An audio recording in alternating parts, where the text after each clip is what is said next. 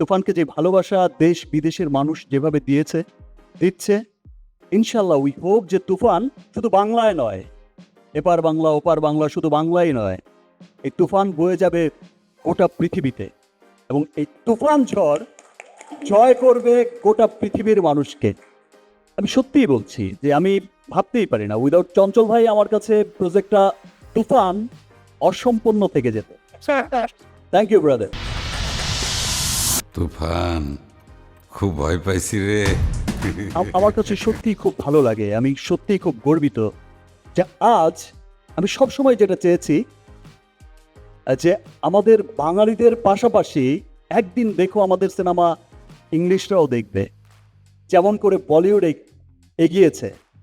এক সময় ইন্ডিয়ানরা দেখতো, এশিয়ানরা দেখতো, এখন ইংলিশরাও দেখে।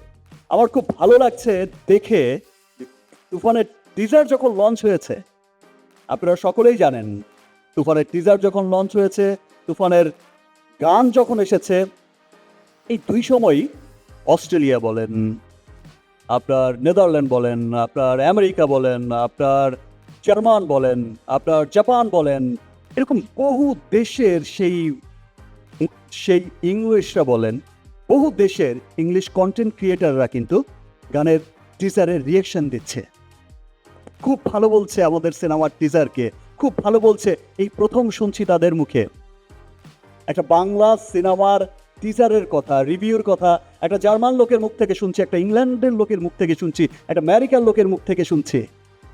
আমি খুব গর্বিত।